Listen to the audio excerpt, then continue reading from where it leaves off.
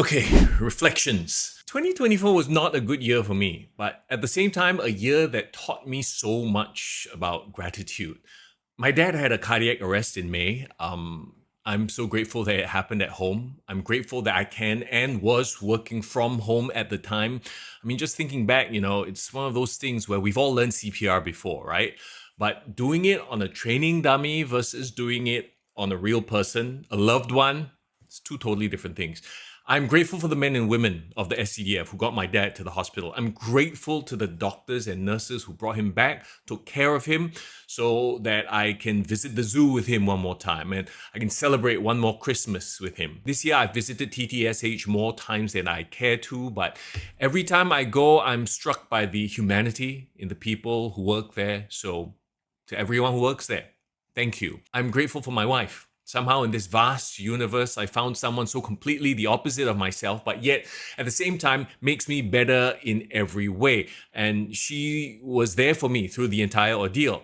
I don't know if I could have made it through without her. So yeah, she's my angel. And there are the two small angels responsible for pulling me out of some of the darkest places I find myself mentally.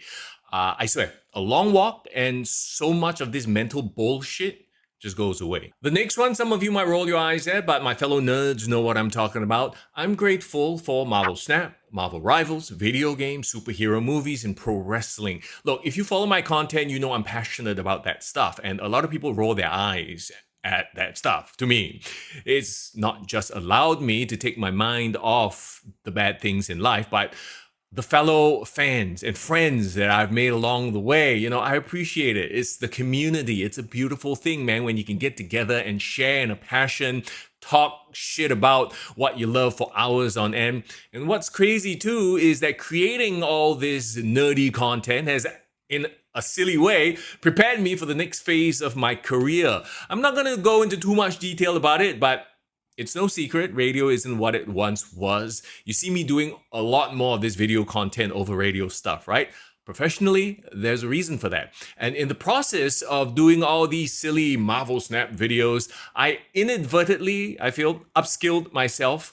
Didn't have to use any skills, future credits either. Point is, I'm grateful that I can channel my creative passion into the next phase of my career. And hey, if you made it to the end of this video, I'm grateful for you. The friends I've made along the way, be it through streaming, this video content, etc. It doesn't matter if you're a quiet lurker, the occasional liker, or if you're always down there in the comments.